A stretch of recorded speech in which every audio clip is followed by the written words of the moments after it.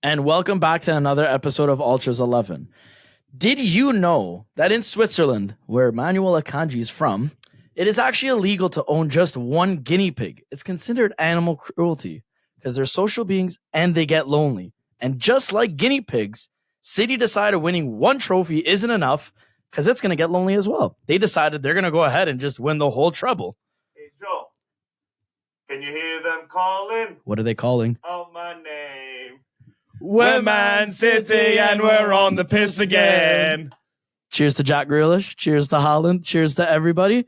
And if you didn't know, they were calling out for Al to be a part of the podcast as well because he's on the piss again. They wanted me to join them on the bus, but unfortunately, I had some other things I had to do. Al's on the piss. That's what he's trying to say. This is the first time Al is actually having a drink with me while we record. With you, yes, but I was gonna say in the last couple of days. Yeah. I've been on the piss the last couple of days. Without further ado, I am Joe. Oh yeah, just if you guys forgot. Just in case. I'm Alex. So to just get right into it, Alex, clearly you are very excited about something. I think we all saw what happened over the weekend. But before we start to chirp Inter and I'll do all that stuff, I want to know, what did you make of that Champions League final?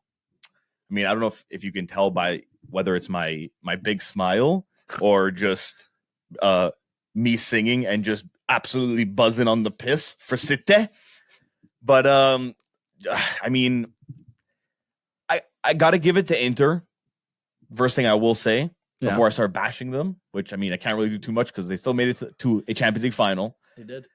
But according to them, their fans, that's not really important. But before we get into that, no, I mean, man, Inter, like they played kind of like what you expected them to play.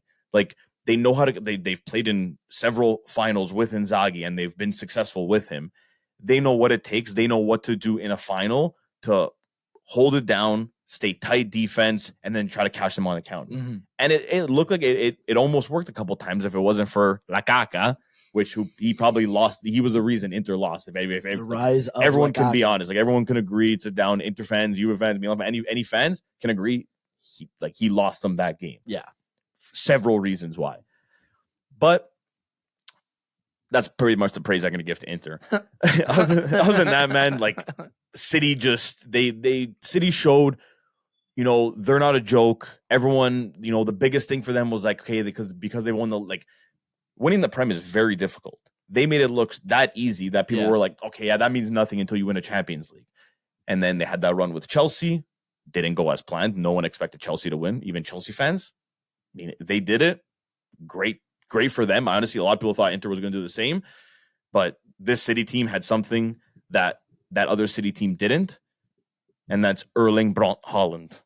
Now, do you think fucking animal for this final? Would you say he was like the game changer? No, not at all. He didn't play. Like he had, I think, like 4 completed passes in the final. Yeah. So I mean, like they shut him down. They did that. But the thing is, with an Italian team who really knows how to play defense and has the right guys in defense, they could shut a guy like him down. Mm.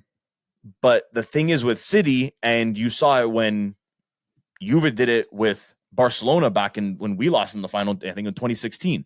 They tried to shut it, and they did for the first, couple minutes. They shut down Messi, Suarez, and Neymar. Yeah, they weren't allowed to breathe. Who scores the first goal? Rakitic, because they had so much quality on that team. And it's like this Man City team. It's like you can only, you can shut down him.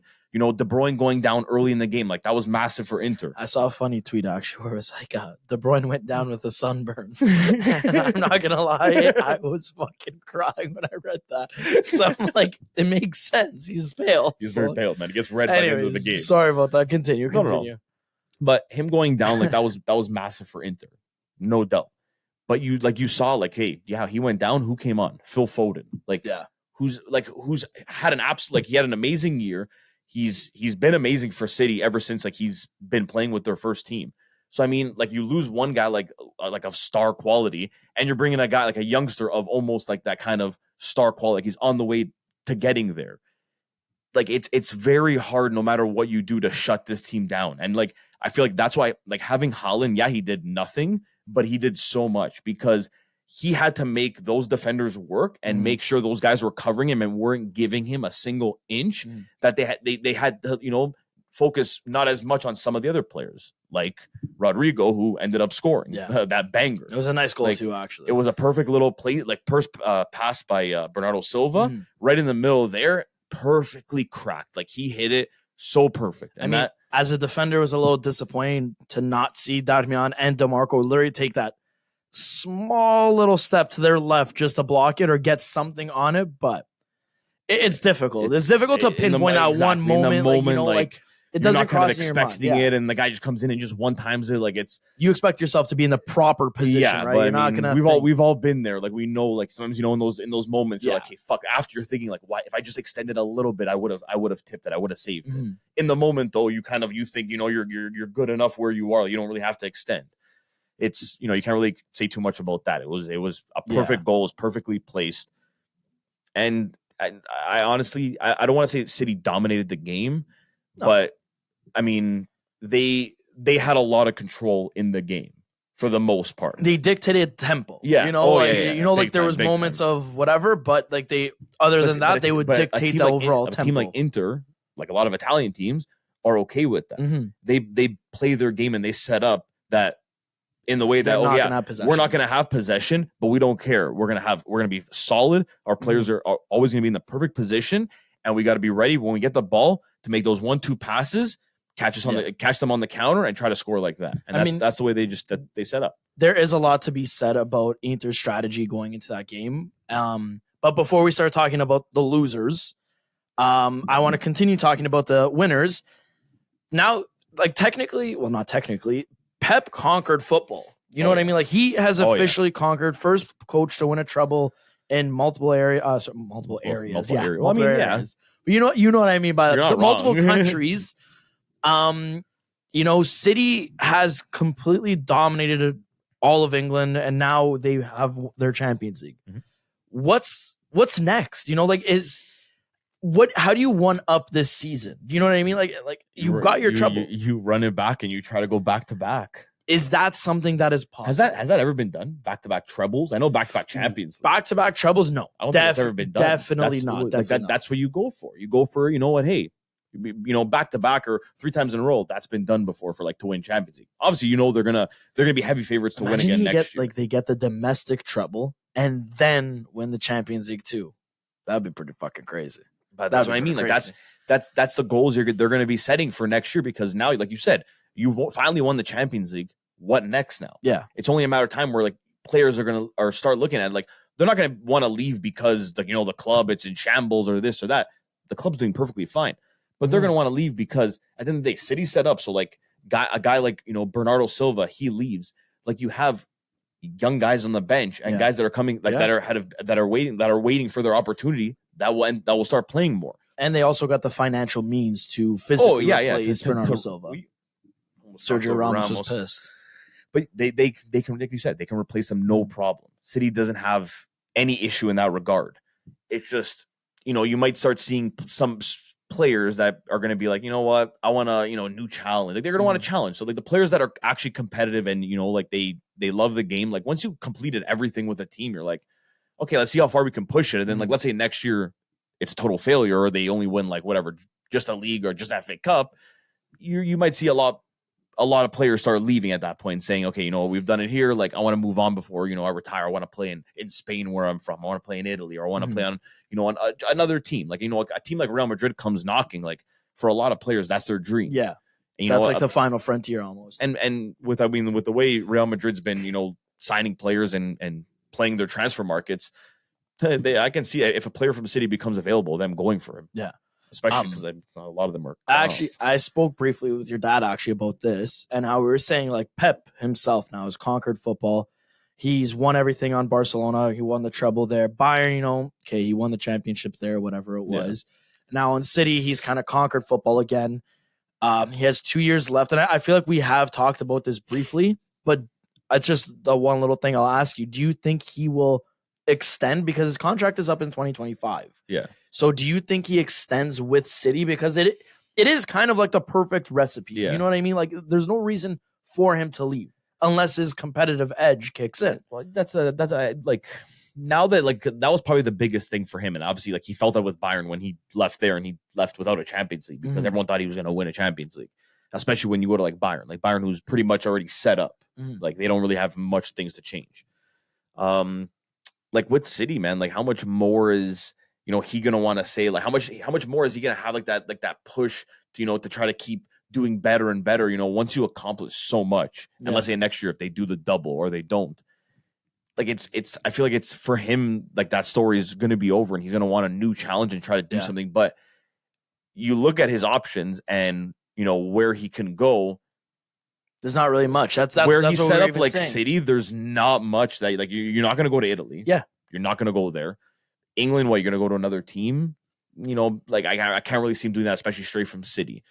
Could he go back to Spain? Maybe. Like that could be but he's been there already. Yeah, and you also see Barcelona, the only team he'd probably go to in Spain. You see them; they're trying to build like some sort of dynasty with Xavi. Yeah. So why would they replace That's what I mean. Like him? they're not for going to Pep? just So, like.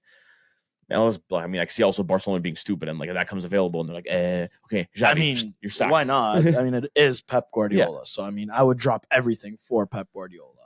I also kind of like part of me too also can't see him going back there just because like he's already he's been did there, his time done that, there, like he did what did he had it. to do. I don't think like he's gonna really do much more there.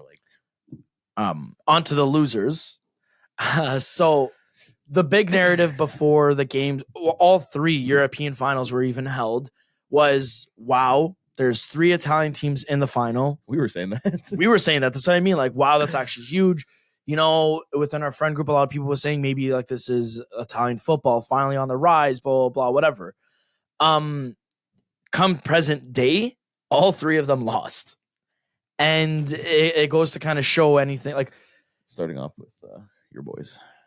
yeah, Roma started the downfall. It's true.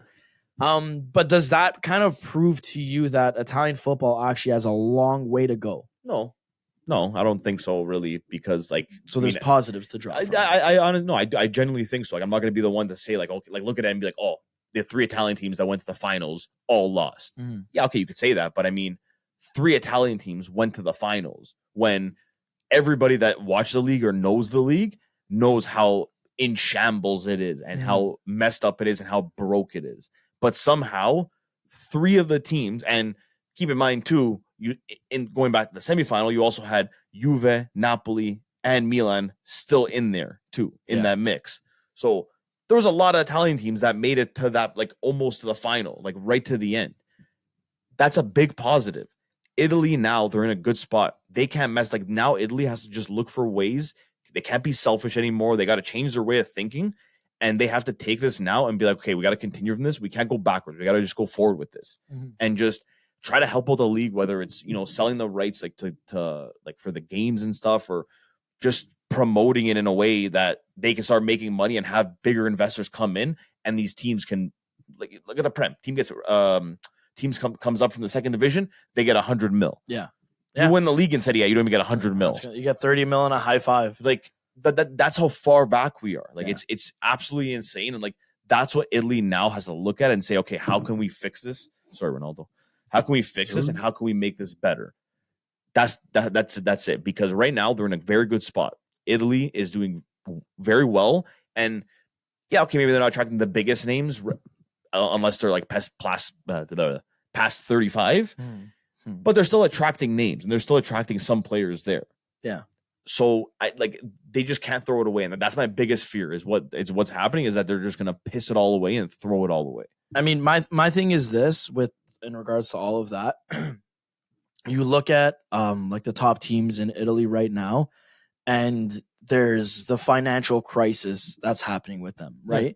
So you look at Juve, they have to make what, 100 million sales? 120 million sales. 120 million sales. That's like, don't get me wrong, I get it. They have the players of that value. You literally sell Vlahovic and let's say Chiesa. No, but not even that. Like, the saving grace, honestly, like that's. I want to see where we're at after that's done.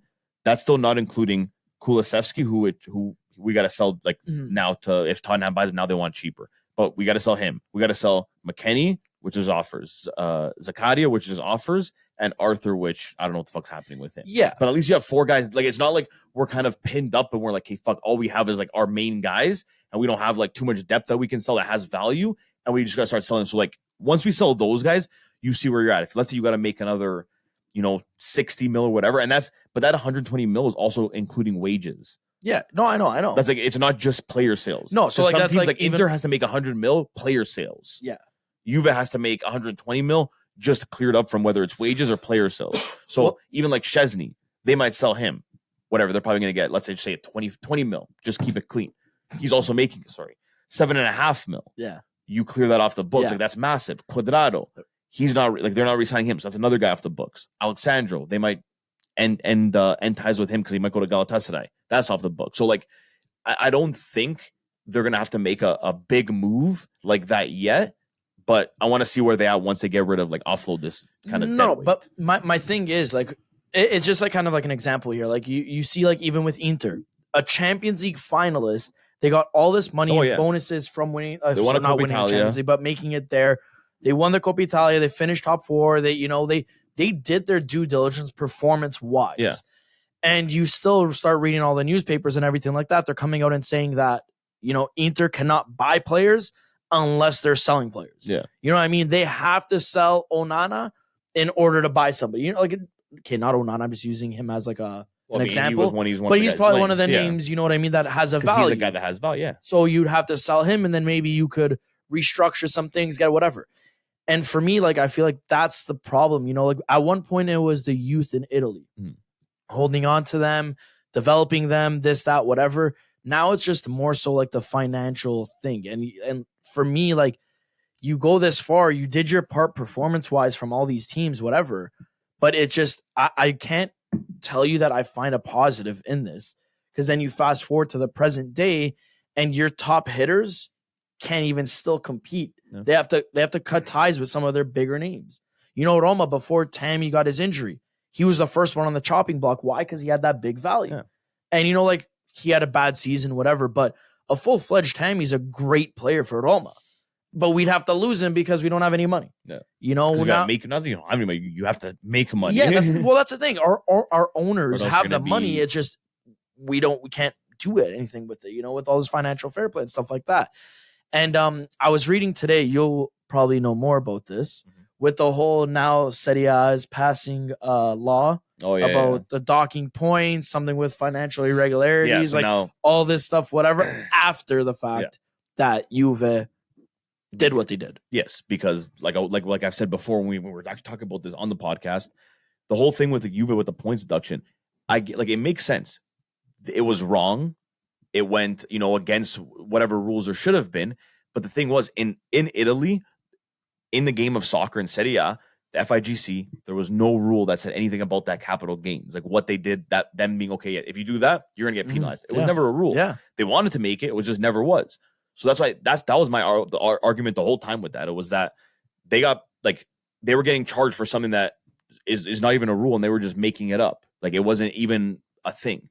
Now they come out and they say, okay, yeah, now they want to actually make it a rule with the capital gains that basically, if you do what Juve did and what they were trialed for and what they got charged for, now there's going to be a penalty. You will get charged. Yeah. Now there's actually a rule. And then as for the points, now they made it a thing.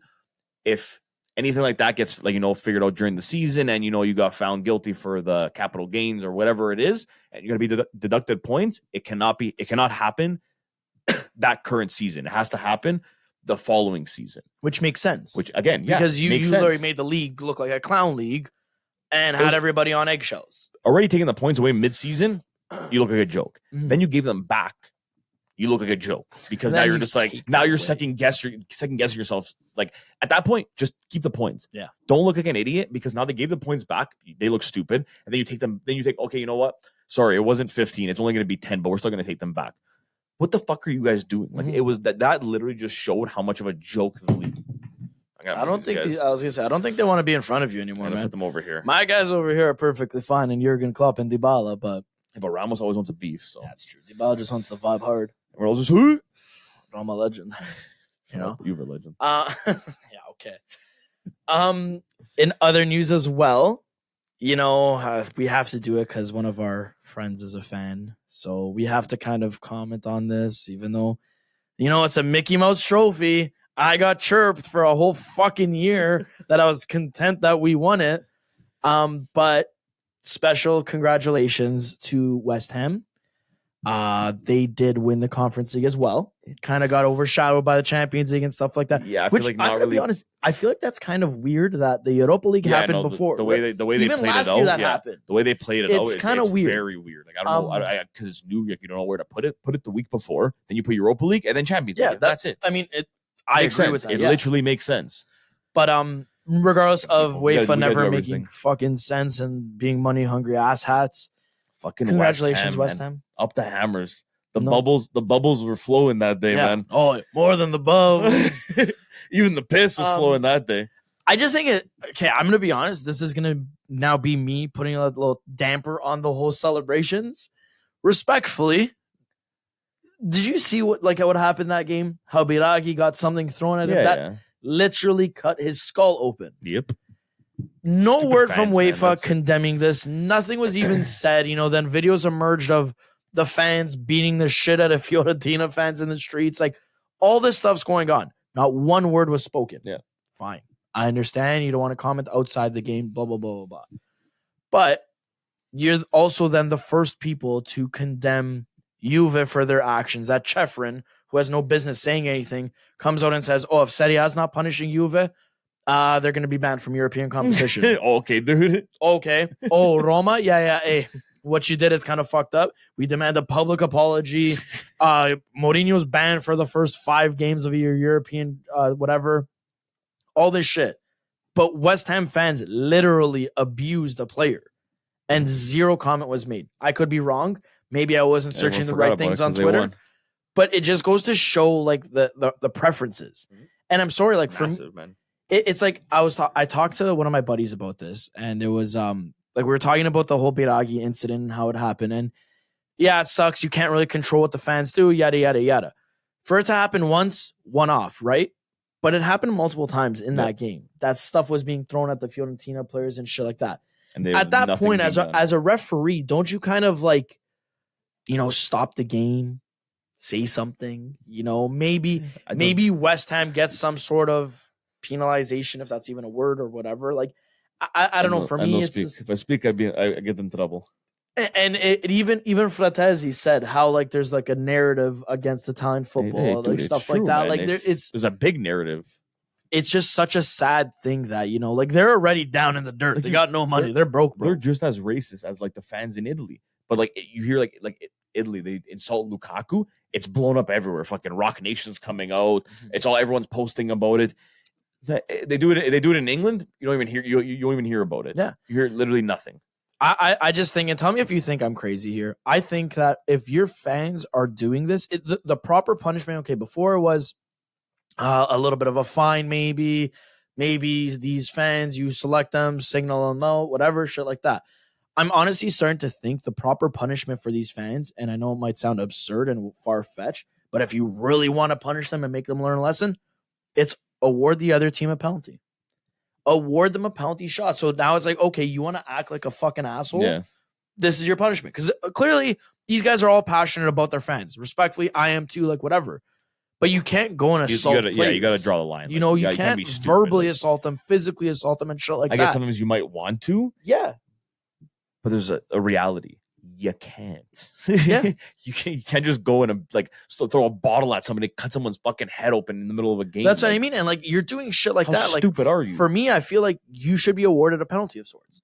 Whether it's a sending off for the player, the team, like a yellow card to somebody. Yeah, you book one of their players just because it's hey, you know what? I'm sorry, but get your fucking fans in control type thing. Yeah, you book the captain or something. Yeah. So you're agreeing with me then? Yeah, something like that. Yeah, I don't it's like a penalty. They would have to figure out something. I don't know if a penalty that might be fucking kind of hard. That's. But I mean, I'm just saying, a yellow card to the captain or the captain already has one. Then fan does that, he gets another one. He gets a red. Yeah, he's out. Yeah. That's sorry, that's your fault. I feel like as much as even with Juve, Juve, I will say is very advanced with this. I saw it on Twitter first, and I showed it to Al that you literally type your name up if you went to a game. You like Your seat in there's your section. yeah, your seat, your section, your name, whatever, and then they have the pictures of you throughout And the they game. literally Like, like zoom, like it's zoomed in yeah, pictures, like everybody in the stadium. that's fucking crazy cool, and that's what the technology they use to get the racist fans out against the Lukaku thing, whatever. Now that's brilliant, but not everybody's rich like fucking Juve has mob ties over here, and they can do whatever they want. Sorry. I'm talking about those. So like a lot of teams, like Roma, we're broke. We can afford that. But I will look at you and say, if one of my fans are being racist and stuff like that, give Pellegrini a yellow. Yeah. Give Dybala a yellow. You know, like, and that's me saying it. Like, obviously, I don't want to lose my players, but at the same time, it's like, yo, the that's fans your punishment. they got to learn feel your some lesson. repercussion because like at the end of the day, well, yeah, they get banned from the stadium. They're still gonna watch the game. They're still gonna, like it's not gonna stop. Oh, them. you gave. They're still probably trying to find a way to sneak into the stadium. You gave West Ham $100K fine. What the fuck is $100K? Wow. Nothing. 100K. Like they're paying they Kurt pulled their nose Zuma's with that. cats that right now. Like you think they give a fuck with $100K? No, they. Too soon. Sorry. Too soon with the Also, cats. I want to say, did you see that weird ass dance he did with Yeah. Declan Rice? Anyway, I will give it to them. Congratulations Yeah, you have for the trophy because I mean it still is a Mickey Mouse trophy, but always will be. But and I said it with Roma too, it's a trophy for those. Not I want to say mid table because they're higher than mid table, but like those teams that aren't always at the top of the table and they're getting. We don't get silverware. They're not getting that chance in Champions League or Europa League. Kind of they get close, but like it's still kind of like they're too much competition. It's another competition for those teams to actually taste silverware finally. And like, look, fuck man, West Ham, like they're having like the worst season ever. They almost got relegated for fuck's sakes. And they won the Conference League, like and it's a good and it guarantees them a slot now in Europe. Now they're in Europa League. Like they finished lower than Chelsea, and now they're in Europa League. Scenes when it's a Roma West Ham final next year. Yeah, but they won't have Declan Rice at that point. Roma's winning it next year. Yeah, because we've got some pretty crazy free signings. Rachel's already starting. So the transfer market hasn't even opened yet. This guy's already starting. I'm fired up, dude. If we actually get Scamacca, I'm literally going to St. Clair. I'll get my whole body tattooed of pictures of Scamacca and Fratesi. I won't even fucking bat an eye either. But realistically, we're not going to start talking about the transfer market to you guys yet because everyone's cooking. Way too soon. Way too many rumors. The season just ended. We gotta take a break now. We're talking about all the ups, how the teams went, how which players had an unreal season, which players flopped this season. This is the time now to start talking about that kind of stuff. So what Al is basically trying to say to you guys is how we always mention something about season 2. It's coming up. Well, we decided that since the season's over, so is season 1 for Ultras 11. So thank you guys for all your support, for everyone that's listened, tuned in, messaged us to say something, whatever. Even started saying we had zero ball knowledge. Hey, even our haters are our lovers at this point. So thank you for that, guys. I love every single one of my haters. But on that note, motivators. We are starting season 2. Yes, we are. It is officially here. This will be the last episode of season 1. Thank you. Good riddance. Love you all. Season 2, we're gonna be posting more. We're gonna have it like more kind of like YouTube and podcast focus, like Spotify. We'll have a lot more. We're gonna have a lot more like YouTube, like individual like YouTube videos that they're not gonna be from podcast episode or even talked at all in podcast. It'll just be their own videos. So that's gonna be something more we'll be doing. Also keep an eye out. It's in the next couple of weeks. There's also gonna be a little bit of a logo change and maybe an identity change to Ultras. So keep an eye out for that because I I fucking love the new logo. I don't know about you, but it's sleek. It's nice. It really represents us very well. Yeah, I must say. Lots of merch will also be released. We're gonna try to play it a little like closer to the chest this time. Yeah, and that'll come probably closer to the start of next season. That's not something like our main focus is just kind of starting it up and getting this thing moving with the YouTube and the new logo and kind of just spreading that across all the platforms. And then once that kind of starts, the merch probably come out once the next soccer season comes out, which is kind of crazy because honestly, I feel like we're gonna be talking here, doing these the next couple episodes here and now, whatever, and then by the time we know it, the next season is going to be starting. Oh no, it's true. This summer transfer, I feel like is just going to fly by, and I feel like there's going to be a lot of random ass transfers, like Ryan Kent to Fenerbahce. There's going to be a lot of moves. I feel like this summer that are going to really change like teams in general and just the outcome of how next year is gonna go with like and like I said, hey, Roma, champions of Italy next year. I said it here first. You guys heard it here first. Don't you didn't hear anywhere else. I'd actually make sure I'm in Italy for that. I would be Jack Grealish, literally for 3 days just on the piss again. I will start English chants because I don't speak that well. If Roma are a game to clinch it away, is Ultras gonna go to the Stadio Olimpico? I don't know if you'd have the steez for that. Oh, buddy, I'd have the steez to go. If you come with a Juve jersey, I'd fight you. Why would I do that? Oh, okay, no. What if it's Roma? If it's Roma, Juve? then I have to. Then Roma, Juve doesn't matter what they get, but Juve could spoil the party. Are you going for Juve? If it's Juve Roma in the game and like we have no chance of winning the league, yeah, but we could win the league if you lose. I would wear a Roma jersey to support you. I'd wear one. That's friendship. That's class, right? Even if Juve wasn't playing Roma, but like the game was basically if Juve won and you guys lost, we would have won the league or like vice versa. Then I would be going for you. Yeah, but I don't. Okay, respectfully, I don't think at that point I'd be able to watch the game with you. But I wouldn't be. You would be in Roma, and I'd be in Torino. Yeah, but you said the game's in the Olimpico. Why? Well, yeah, I'd bring you to the Olimpico, drop you off, and then I'd go to Torino and watch the Juve game. I'd be okay. I'd be with my team. I'd be okay with that. Because I wouldn't be able to text you. Hey, you get there safe? Hey, you there? LOL, is everything okay? But yeah, on that